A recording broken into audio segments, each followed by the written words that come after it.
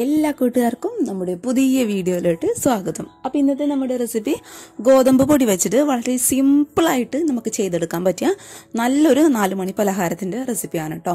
ഇത് ഏകദേശം ഉണ്ടാക്കാൻ വേണ്ടിയിട്ട് ഏകദേശം ഒരു 5-10 മിനിറ്റ് മാത്രം മതിയാവും. ചായയൊക്കെ തിളയ്ക്കുന്ന സമയത്ത് നമുക്ക് ചടപടേന്ന് റെഡിയാക്കി എടുക്കാൻ പറ്റിയ നല്ല സൂപ്പറായിട്ടുള്ള ഒരു 4 മണി പലഹാരമാണ് കേട്ടോ. അപ്പോൾ നമുക്ക് വെറും 3 ചേരുവകളുടെ ആവശ്യം മാത്രമേ ഉള്ളൂ ഈ ഒരു സ്നാക്ക് റെഡിയാക്കി എടുക്കാൻ വേണ്ടിയിട്ട്. അതും വീട്ടിൽ നമ്മൾ സാധാരണയായിട്ട് നമ്മൾ എപ്പോഴും ഉപയോഗിക്കുന്ന ഗോതമ്പ് പൊടി വെച്ചിട്ടാണ് നമ്മൾ ഈ റെസിപ്പി ചെയ്തെടുക്കാൻ വേണ്ടിയിട്ട് പോകുന്നത്. അപ്പോൾ എല്ലാവരും തീർച്ചയായിട്ടും കണ്ടു നോക്കിയിട്ട് ട്രൈ ചെയ്ത് നോക്കുക. അതേപോലെ ഈ ഒരു റെസിപ്പി ഇഷ്ടപ്പെട്ടാൽ വീഡിയോയിൽ ഇപ്പം തന്നെ താഴെ കാണുന്ന ലൈക്ക് ബട്ടണിൽ ഒന്ന് പ്രസ് ചെയ്തോളൂ. ലൈക്കുകളൊക്കെ ഇപ്പം വളരെ കുറവാണ് കേട്ടോ. അതുകൊണ്ടാണ് പ്രത്യേകം ഞാനതൊന്ന് എടുത്തു പറഞ്ഞത്. പിന്നെ ഈ ഒരു വീഡിയോ കണ്ട് ഇഷ്ടപ്പെടുകയാണെന്നുണ്ടെങ്കിൽ ചാനൽ സബ്സ്ക്രൈബ് ചെയ്യാൻ മറക്കരുത്. തൊട്ടടുത്തുള്ള കുഞ്ഞി ബെല്ലൈക്കൻ കൂടി ഇനാബിൾ ചെയ്ത് ഓൾന്ന് ക്ലിക്ക് ചെയ്താൽ മാത്രമേ ഞാനിടുന്ന വീഡിയോസിൻ്റെ നോട്ടിഫിക്കേഷൻ നിങ്ങൾക്ക് വരുള്ളൂ. അപ്പോൾ നമുക്ക് പെട്ടെന്ന് തന്നെ ഈ ഒരു സൂപ്പറായിട്ടുള്ള 4 മണി പലഹാരം എങ്ങനെയാണ് റെഡിയാക്കുന്നത് നോക്കാം. അപ്പോൾ ഈ ഒരു സ്നാക്ക് റെഡിയാക്കാൻ വേണ്ടിയിട്ട് ഇതുപോലുള്ള ഒരു പാത്രത്തിൽ 1 കപ്പ് നിറയെ ഗോതമ്പ് പൊടിയാണ് കേട്ടോ ഞാൻ എടുത്തിട്ടുള്ളത്.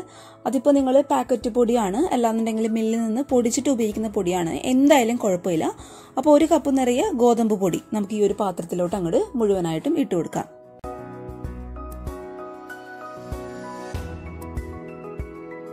ഇനി അതേ സെയിം പാത്രത്തിൽ തന്നെ 1/4 കപ്പോളമുള്ള പൊടിച്ച പഞ്ചസാര ഞാൻ ഇതിലോട്ട് അങ്ങോട്ട് ചേർത്ത് കൊടുക്കുകയാണ്. അപ്പോൾ നമ്മൾ ഇതിലോട്ട് പൊടിച്ച പഞ്ചസാര തന്നെ ചേർക്കാൻ വേണ്ടിയിട്ട് ശ്രദ്ധിക്കുക കേട്ടോ. മുഴുവനായിട്ടുള്ള പഞ്ചസാര നമ്മൾ ചേർത്ത് കൊടുക്കുന്ന സമയത്ത് ഈ ഒരു ഗോതമ്പിൻ്റെ മാവിലോട്ട് മിക്സ് ആവാൻ വേണ്ടിയിട്ട് ഇച്ചിരി ബുദ്ധിമുട്ടായിരിക്കും. കറക്റ്റ് ആ ഒരു മധുരം കിട്ടണമെന്നുണ്ടെങ്കിൽ പൊടിച്ചിട്ട് തന്നെ ചേർക്കാൻ വേണ്ടിയിട്ട് ശ്രദ്ധിക്കുക. അപ്പോൾ 1/4 കപ്പോളം ഞാൻ ചേർത്ത് കൊടുക്കുകയാണ്.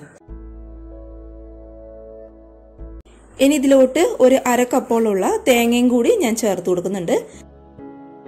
ഇനി ഈ ഒരു സ്നാക്കിന്റെ മധുരം ഒന്ന് ബാലൻസ് ആക്കി കിട്ടാൻ വേണ്ടിയിട്ട് 1 നുള്ളു ഉപ്പും കൂടി ഞാൻ ഇട്ട് കൊടുക്കുന്നുണ്ട് കേട്ടോ. ഇനി ഇതെല്ലാം കൂടി കൈവച്ചിട്ട് നന്നായിട്ടൊന്ന് മിക്സ് ചെയ്ത് കൊടുക്കുക. നമ്മളിങ്ങനെ മിക്സ് ചെയ്യുന്ന സമയത്ത് ഒത്തിരി പ്രസ് ചെയ്തിട്ട് അങ്ങ് മിക്സ് ചെയ്യാമെന്നുണ്ടെങ്കിൽ ആ ഒരു തേങ്ങയുടെ കറക്റ്റ് പാലൊക്കെ ഇറങ്ങിയിട്ട് ആ ഒരു ഗോതമ്പ് പൊടി ചെറുതായിട്ടൊന്ന് നനയാൻ വേണ്ടിയിട്ട് തുടങ്ങും. അപ്പോൾ അങ്ങനെ ചെയ്യുന്ന സമയത്ത് നമ്മുടെ ഈ ഒരു സ്നാക്കിന് നല്ലൊരു ടേസ്റ്റ് ആയിരിക്കും കേട്ടോ. അപ്പോൾ അത്യാവശ്യം നന്നായിട്ട് പ്രസ് ചെയ്തിട്ട് തന്നെ അങ്ങോട്ട് മിക്സ് ചെയ്ത് കൊടുത്തോളൂ. ഇനി ഈ ഒരു ഗോതമ്പ് മാവ് നമുക്ക് വെള്ളം ഒഴിച്ചിട്ട് നന്നായിട്ടൊന്ന് കുഴച്ചെടുക്കണം. അപ്പോൾ കുഴച്ചെടുക്കുന്ന സമയത്ത് ഒരുപാട് ചൂടുള്ള വെള്ളം എടുക്കണ്ട, അതേപോലെ ഒരുപാട് തണുത്ത വെള്ളം എടുക്കാൻ പാടില്ല.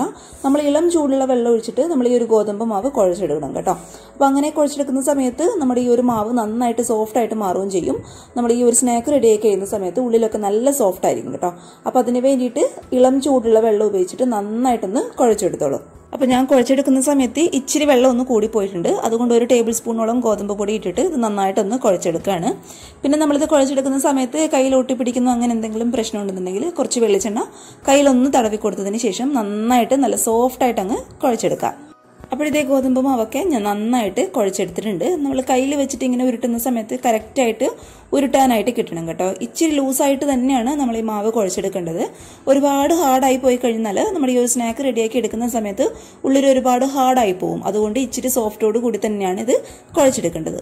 ഇനി എല്ലാ മാവും കൂടി നമുക്ക് നന്നായിട്ടൊന്ന് ഉരുട്ടിയെടുക്കാം. അപ്പോൾ ഉരുട്ടിയെടുക്കുന്നതിന് മുന്നേ ഈ ഒരു മാവ് കയ്യിൽ ഒട്ടിപ്പിടിക്കാതിരിക്കാൻ വേണ്ടിയിട്ട് കൈയുടെ ഉൾഭാഗത്ത് കുറച്ച് ഓയിലോ അല്ലാന്നുണ്ടെങ്കിൽ കുറച്ച് വെള്ളമോ ഒന്ന് തടവി കൊടുത്തതിന് ശേഷം കൈയുടെ ഒരു ഉൾഭാഗത്ത് വെച്ചിട്ട് നന്നായിട്ട് നല്ല സോഫ്റ്റ് ആയിട്ടൊന്ന് ഉരുട്ടിയെടുക്കുക കേട്ടോ. പിന്നെ ഉരുട്ടിയെടുക്കുന്ന സമയത്ത് ക്രാക്കൊന്നും ഉണ്ടാവാതിരിക്കാൻ വേണ്ടിയിട്ട് ശ്രദ്ധിക്കുക. ഒരുപാട് ക്രാക്ക് ഉണ്ടായി കഴിഞ്ഞാൽ നമ്മളിത് എണ്ണയിലിട്ട് ഫ്രൈ ചെയ്യുന്ന സമയത്ത് എണ്ണ കുടിക്കാനുള്ള ചാൻസ് ഉണ്ട്. അപ്പോൾ അത് ഒഴിവാക്കാൻ വേണ്ടിയിട്ട് നന്നായിട്ട് നല്ല സോഫ്റ്റ് ആയിട്ട് ഇതുപോലെ അങ്ങോട്ട് ഉരുട്ടിയെടുക്കുക.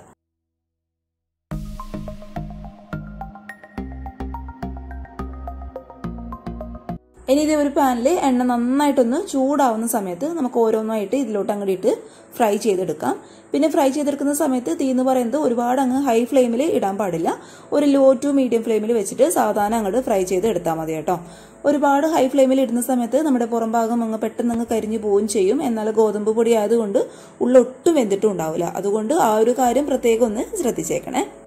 ഇനി ഇത് എല്ലാ ഭാഗവും കറക്റ്റായിട്ട് ഈ ഒരു കളറായിട്ട് വരുന്ന സമയത്ത് ഇത് പതുക്കെ നമുക്ക് ഈ ഒരു എണ്ണയിൽ ഞങ്ങളെടുത്ത് മാറ്റി കൊടുക്കാം.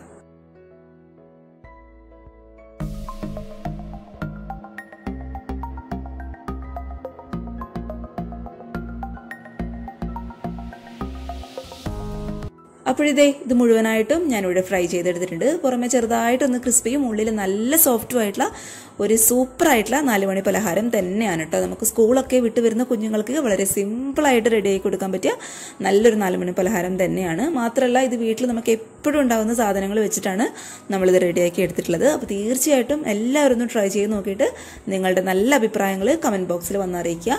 അതേപോലെ ഈ ഒരു വീഡിയോ ഇഷ്ടപ്പെട്ടാൽ വീഡിയോ താഴെ കാണുന്ന ലൈക്ക് ബട്ടണിൽ പ്രസ് ചെയ്യാതെ പോകരുത് കേട്ടോ. പിന്നെ ചാനലിലെ വീഡിയോസൊക്കെ ആദ്യമായിട്ട് ആരെങ്കിലും കാണുകയാണെന്നുണ്ടെങ്കിൽ കണ്ട് ഈ ഒരു വീഡിയോ ഇഷ്ടപ്പെടുകയാണെന്നുണ്ടെങ്കിൽ സബ്സ്ക്രൈബ് ചെയ്യുക. സബ്സ്ക്രൈബ് ചെയ്താൽ മാത്രം പോരാ, തൊട്ടടുത്തുള്ള കുഞ്ഞ് ബെല്ലൈക്കൻ കൂടി ഇനാബിൾ ചെയ്ത് ഓൾന്ന് തന്നെ ക്ലിക്ക് ചെയ്താൽ മാത്രമേ ഞാനിടുന്ന വീഡിയോസിൻ്റെ നോട്ടിഫിക്കേഷൻ നിങ്ങൾക്ക് വരുള്ളൂ കേട്ടോ.